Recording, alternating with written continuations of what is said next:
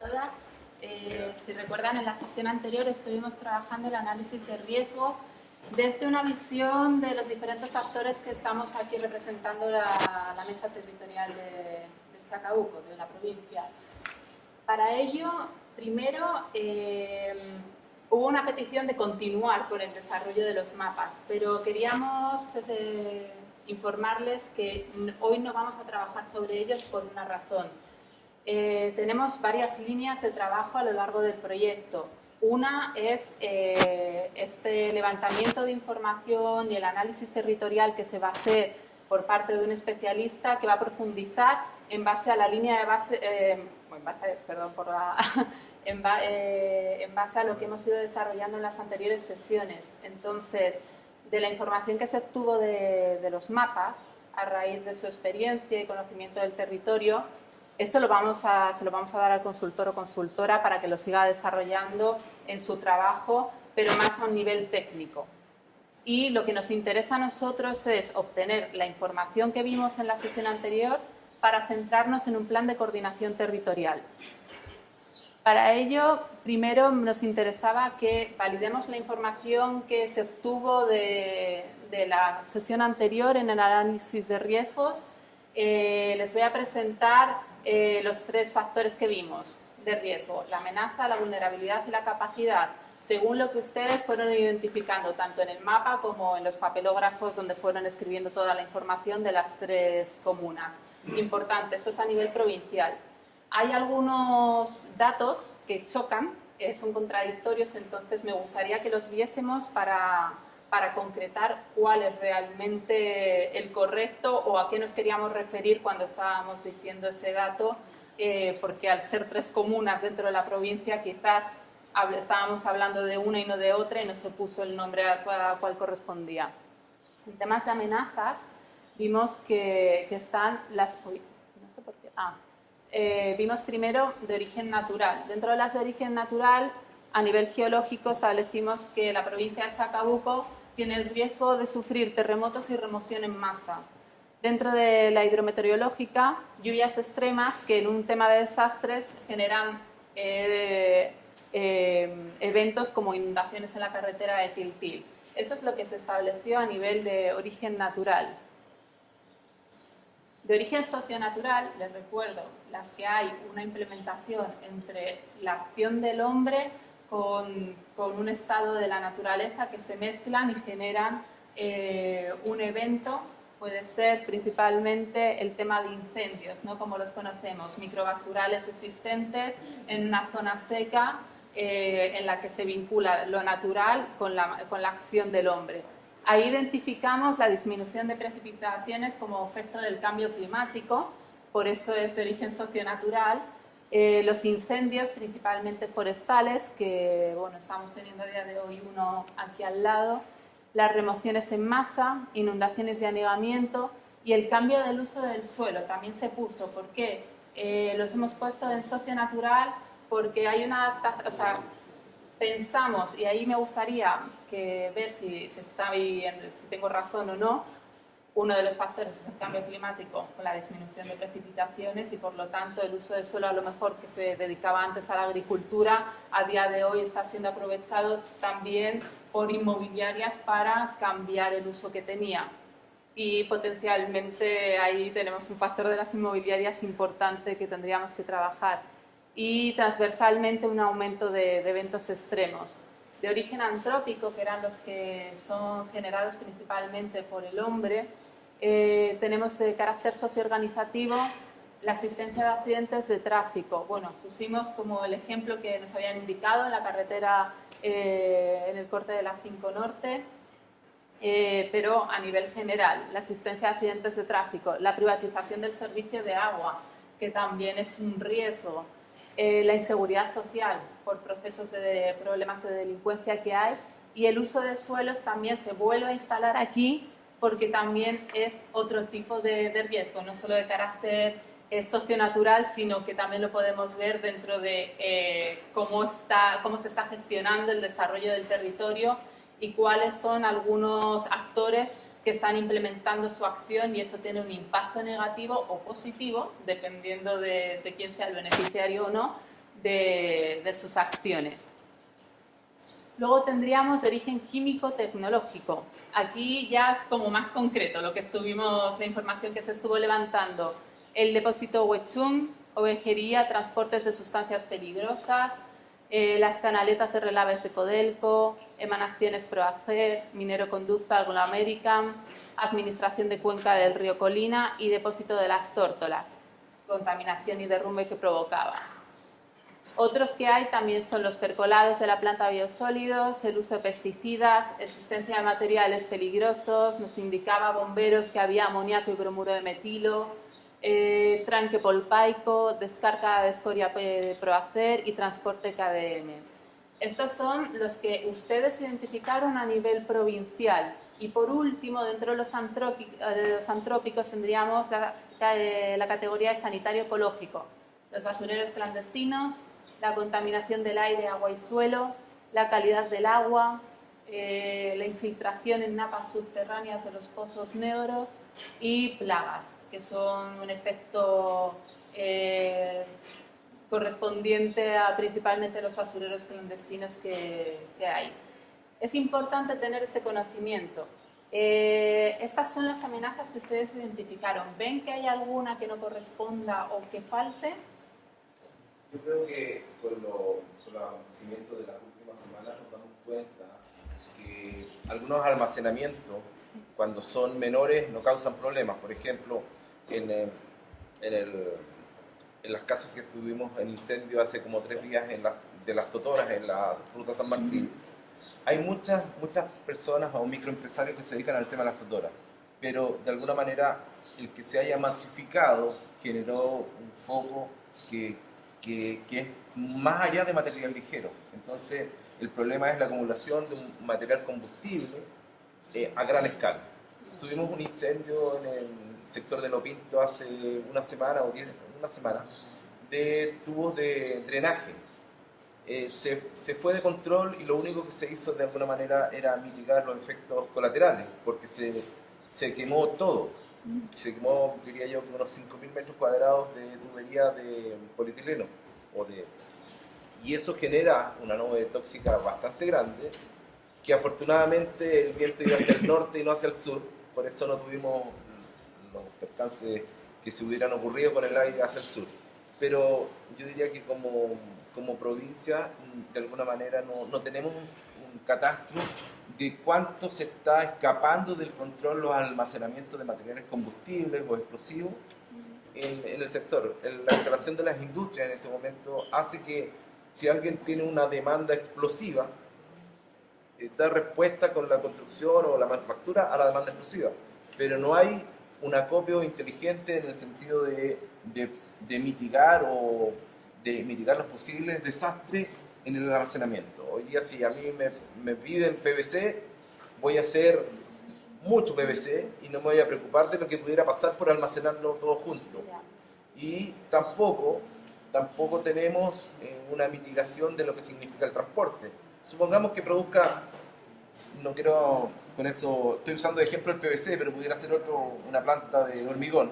Si tenemos una gran demanda de hormigón o de PVC, lo producimos todo, lo almacenamos y después lo despachamos todo de una vez y congestionamos todas las carreteras.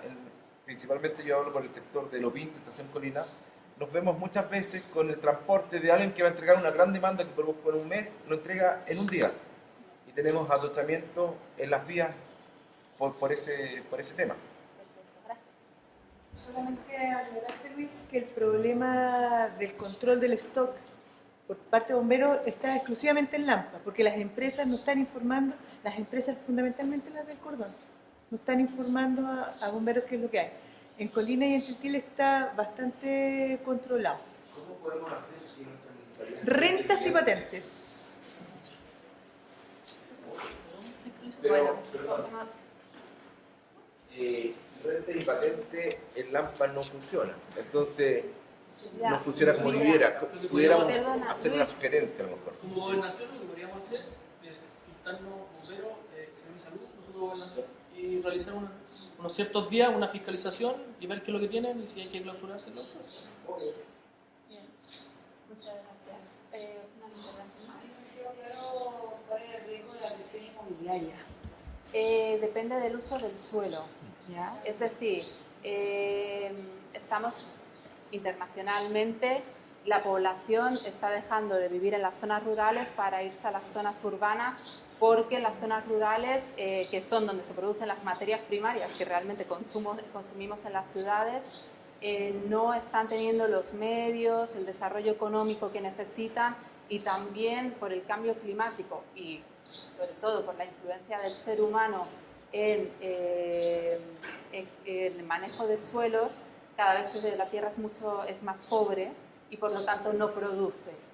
¿Qué sucede? Que es más fácil desarrollar otro tipo de mercados como el inmobiliario para el crecimiento de las ciudades, solo que no se contempla la población rural que se queda ahí viviendo. Entonces no se desarrollan ciertas capacidades o cambio de semillas o otro tipo de productos que puedan producir, y esas personas cada vez ven a nivel socioeconómico un impacto mayor en sus ingresos.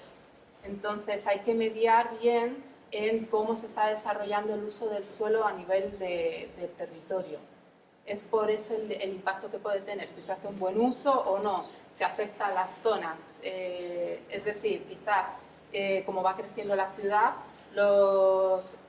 las inmobiliarias van comprando más terrenos, van comprando a personas que llevaban toda la vida viviendo en un territorio, en casitas más pequeñas, y les compran esa zona y se van un poco por ingresos económicos, ¿no? Por la necesidad económica.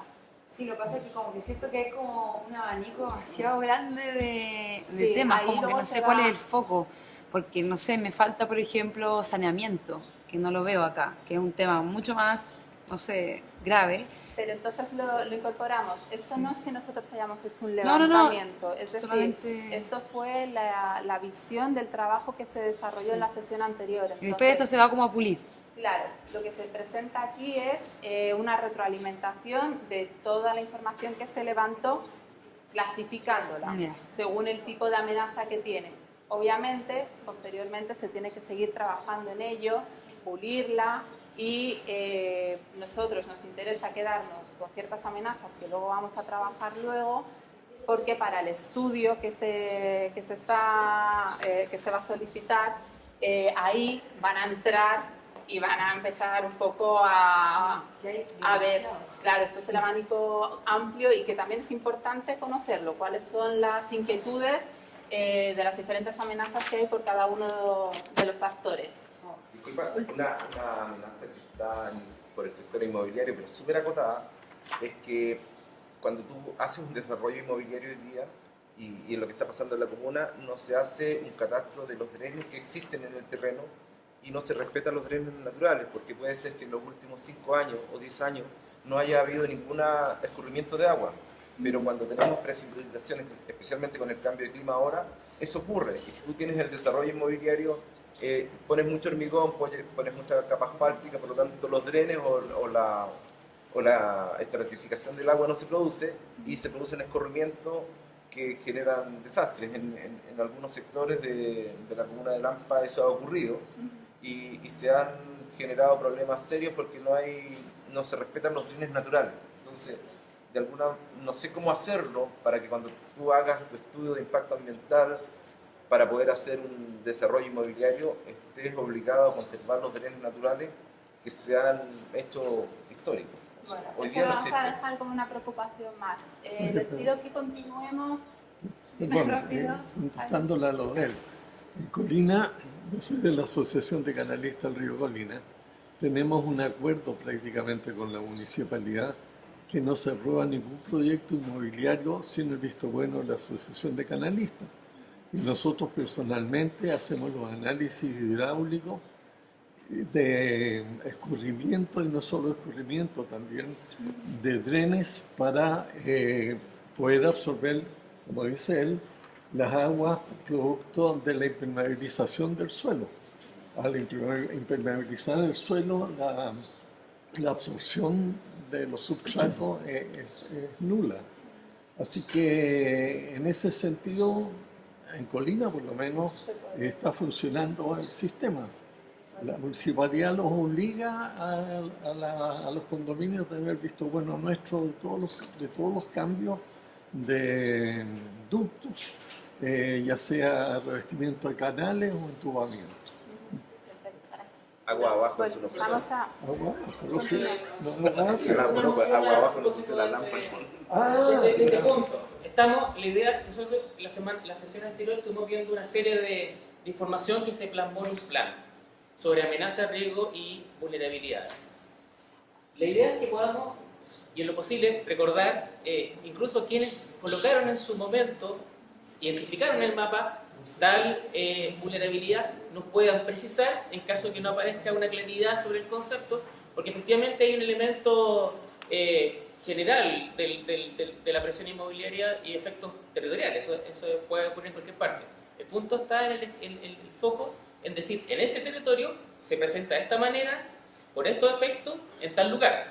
En la medida que tengamos ciertas precisiones, podemos decir que esa amenaza puede ser finalmente convertida en una acción preventiva, de recuperación, etc. Entonces, tal vez mirando un poco en ese sentido, estamos presentando, nosotros hacemos una transcripción de los resultados, y en ese sentido, sobre los resultados que ya hicimos del trabajo anterior, precisar aspectos que puedan darle el detalle, el contenido a lo que está ahí en forma sintetizada.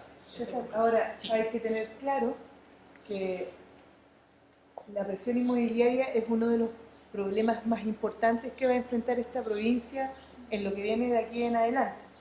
¿Por qué? Porque Santiago ya no puede crecer hacia el sur y va a crecer hacia el norte obligatoriamente.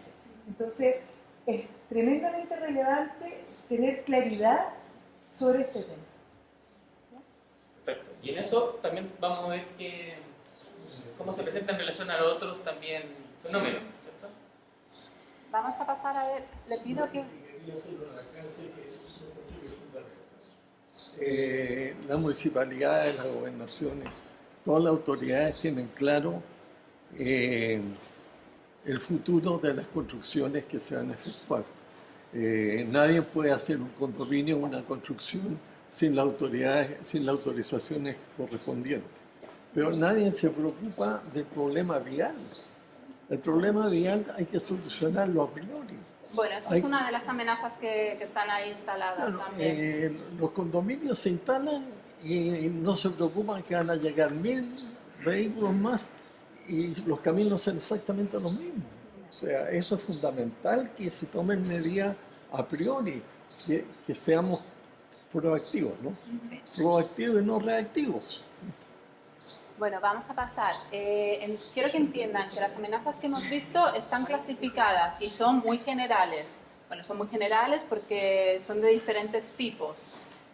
Vamos a pasar a ver las vulnerabilidades y las capacidades.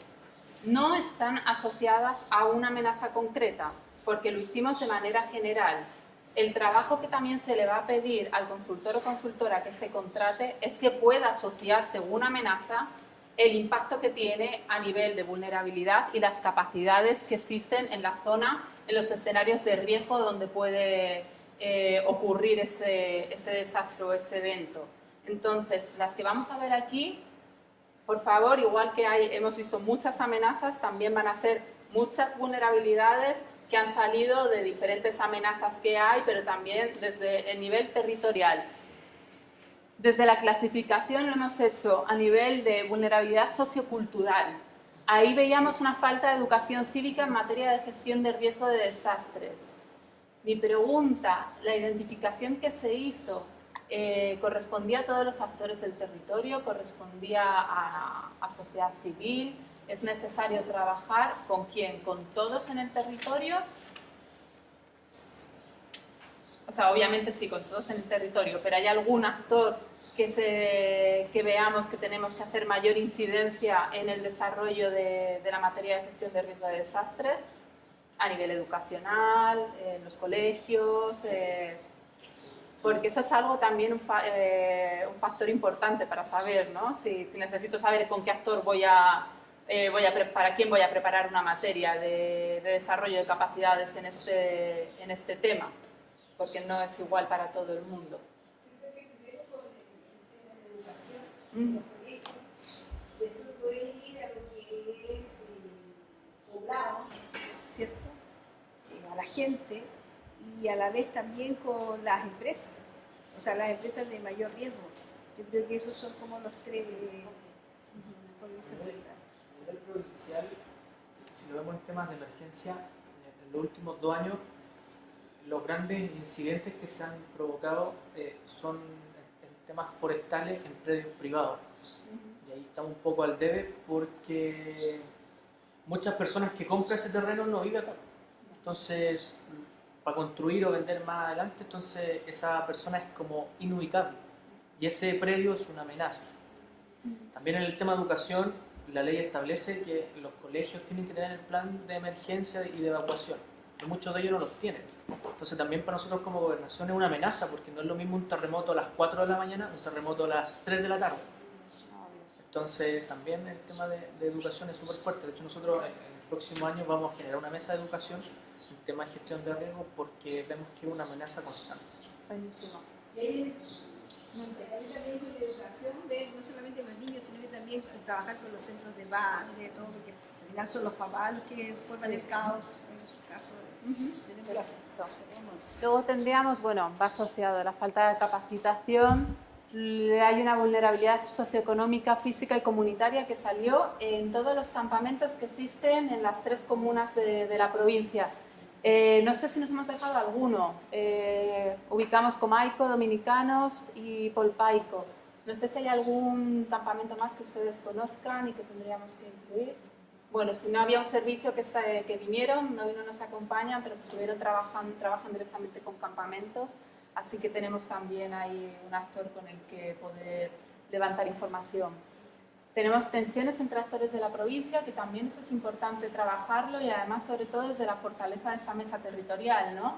Que es algo novedoso porque es donde estamos vinculados todos los actores de todos los sectores y podemos vencer y trabajar en el desarrollo de lo que hemos generado aquí, ¿no? De las instancias que estamos generando para reproducirlas en el resto de la provincia y reducir esas tensiones.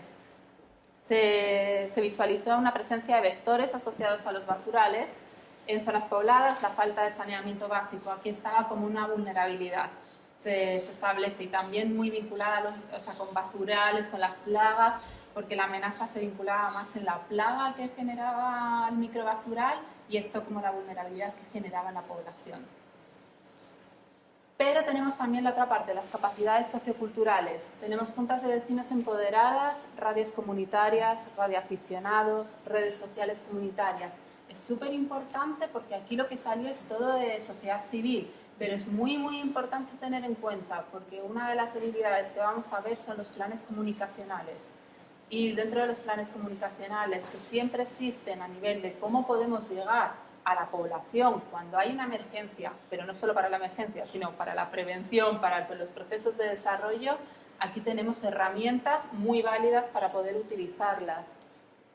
Dentro de vulnerabilidad económica, en la población sin acceso a necesidades básicas, consecuencia de un crecimiento demográfico no controlado y planificado.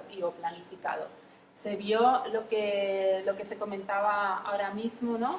Del tema inmobiliario y cómo desde Santiago ya no puede crecer hacia el sur, va a crecer más hacia el norte y por lo tanto necesita un desarrollo territorial pero con un enfoque de gestión de riesgos para reducir los riesgos de la población, que pasa muchas veces que construimos en zonas de riesgo o la población, y hay muchas tomas, se hacen en zonas donde la gente va a estar insegura y no teníamos ahí ninguna capacidad económica. En temas de vulnerabilidad ambiental se vio el cambio en los usos del suelo, bueno, por intervención del hombre y el cambio climático, lo que veíamos. Esto era importante no solo por el tema del aumento de las ciudades, de que no haya un desarrollo territorial organizado, sino porque dentro de la provincia de Chacabuco hay humedales, hay parques, que realmente son capacidades que tienen, capacidades ambientales que tiene la provincia y que en caso de una situación de emergencia, esto se conocería a nivel internacional como la infraestructura verde. Es decir, son capacidades, ecosistemas ya instalados que tienen un costo mínimo porque se mantienen por medio autónomo y que además pueden reducir mucho más el impacto de un desastre que otros medios que nosotros realizamos, como levantar muros o presas. Y tampoco teníamos capacidades ambientales. Yo creo que las hay, pero le diremos al consultor o consultora que también siga indagando más. Seguimos con las vulnerabilidades físicas. Aquí esto es como donde realmente nos centramos todos, ¿no? En la identificación. Una vía única de acceso a Batuco en mal estado, tenemos problemas de carreteras en mal estado, lo que comentaba Jaime ahora también. El aislamiento de zonas pobladas por obstrucción de las vías de acceso en situación de eventos extremos. Falta de señalética. Vías de evacuación. Hay zonas donde sí hay vías de evacuación, pero no hay zonas de puntos de encuentro. ¿Y eso por qué es? Porque tampoco ha habido una capacitación previa de la población para identificar cuál va a ser la zona de encuentro en caso de un desastre y de qué tipo de desastre. Porque a mí no me sirve igual un punto de encuentro para un terremoto que a lo mejor una inundación que pasa el río cerca y esa zona ya no me sirve.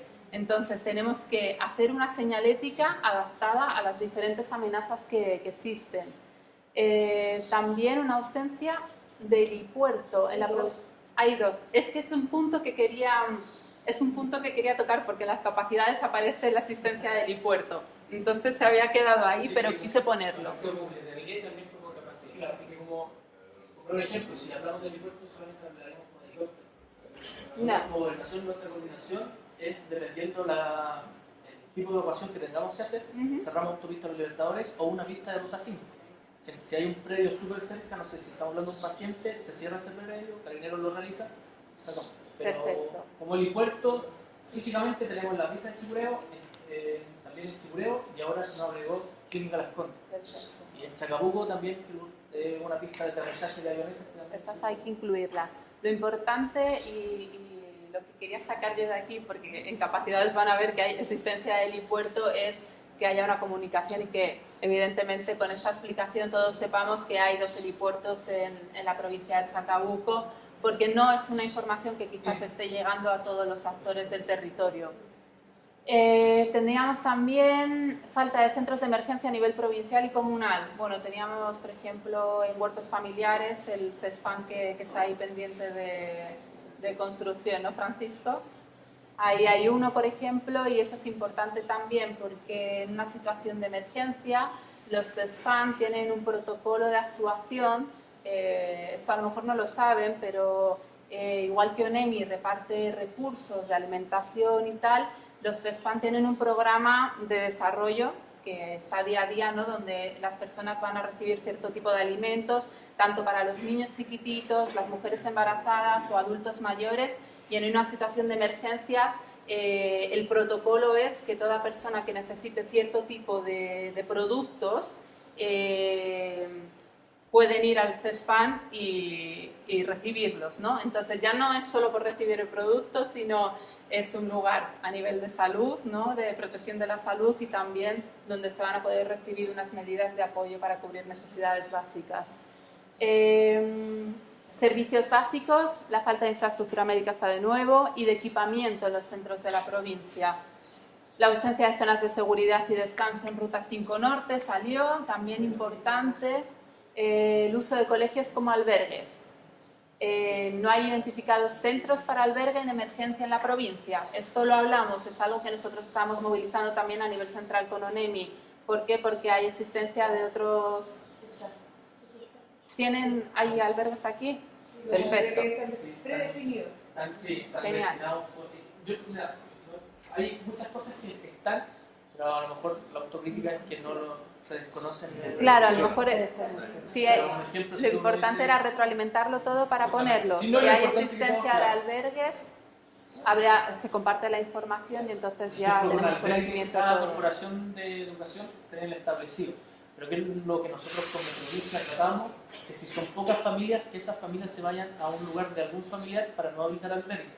Porque entendemos que la resiliencia, si habilitamos un albergue, hay niños que no van a tener clase. Entonces, entre más rápido volvamos nosotros a la normalidad, la resiliencia un poco. Eso obedece a la magnitud del siniestro. Si la emergencia no da para albergar a más de 100 personas, claramente no se va a habilitar. Pero en este caso sí están destinados para atender la cantidad de personas que así lo requieran. Está preestablecido.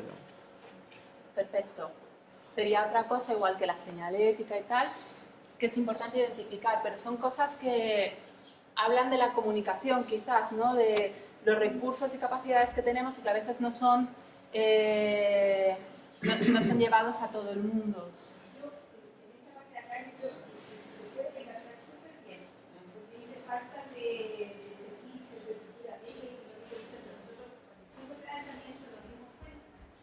Que no vamos a tener capacidad del hospital. El único hospital que cuenta en la provincia de Chacabuco es el hospital de Diostín. Entonces, ante eso, si nos podemos trasladar a San José, a la mitad del camino, va a quedar un tremendo... no vamos a llegar.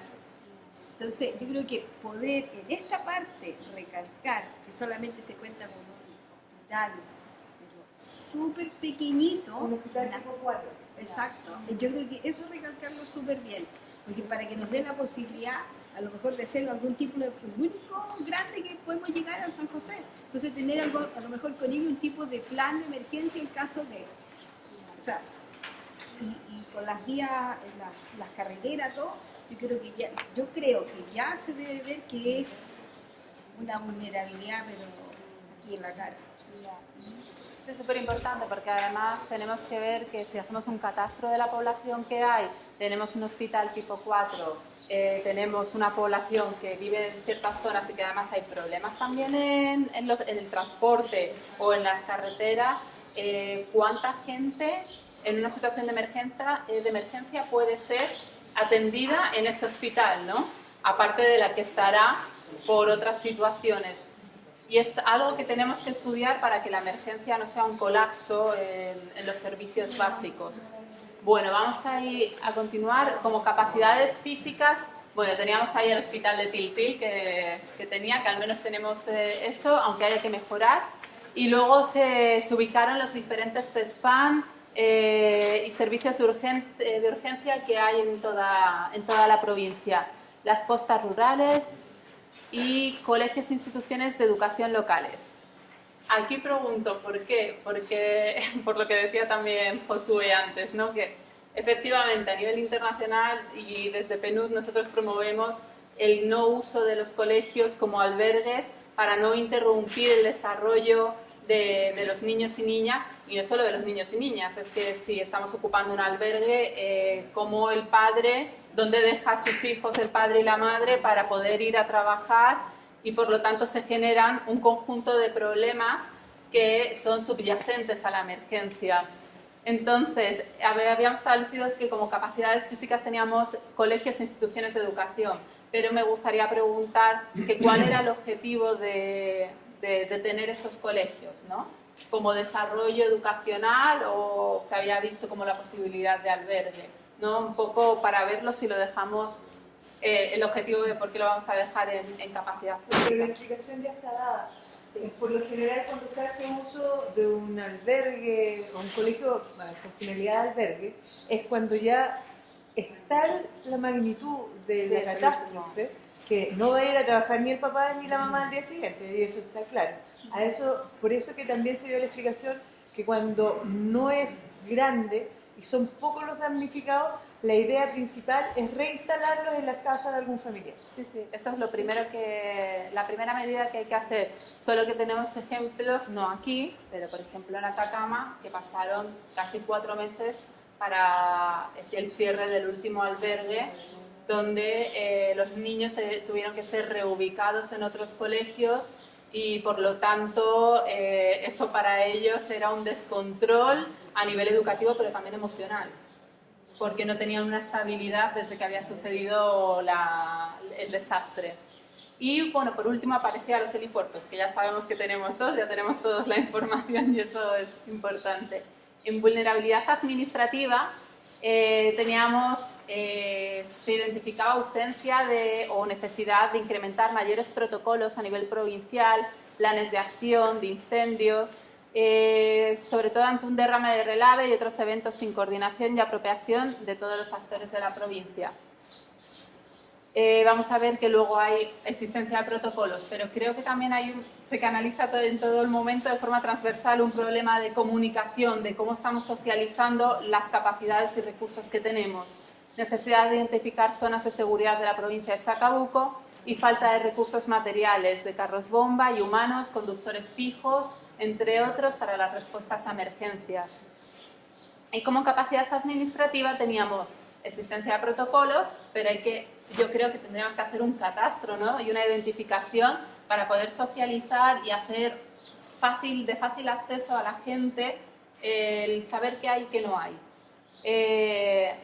La asistencia de carabineros, del ejército, de que las empresas cuentan con brigadas de emergencia, de CONAF, de control de riesgos en empresas, de mutualidades, de las certificaciones internacionales que están establecidas, de las normativas legales de emergencia, como el decreto de escasez hídrica del MOP, agricultura, la gobernación y sus áreas de emergencia y la asistencia de mapas peligrosos geológicos de Serna-Geomin, que abarca parte de la provincia. Estos nos los enviaron también la compañera de Serna-Geomin y ahí tenemos la información. Por lo tanto, tenemos muchas capacidades. Y no vimos... Sí, esta era como la última clasificación que hicimos de vulnerabilidades y capacidades en base al ejercicio. Les hemos entregado las presentaciones de PowerPoint para que puedan tener ahí toda la información. Obviamente luego se la vamos a enviar, pero para que pudiesen manejarse con ella. Lo que les proponemos ahora es, en base a 10 de amenazas de todas las que hemos visto al principio, hacer un ejercicio para ver cuáles son las que tienen un mayor impacto en la provincia, porque obviamente hay muchas y quizás nos tenemos que centrar en unas cuantas para poder trabajar, ¿no?, el plan de coordinación territorial y el análisis de riesgos que va a hacer el consultor o consultora. Para ello, les vamos a repartir una hoja a cada uno. Esto para que lo tengan en su carpeta. Luego la idea es que nos podamos dividir en 3 grupos para trabajar más cómodamente y en 10 minutitos podamos ver el ejercicio. Les voy a explicar ahora cuando les terminen de repartir. Así que si quieren esa hoja, quédensela porque les vamos a dar una copia a cada grupo para que nos la puedan dar a nosotros y sistematizar la información para luego compartirla.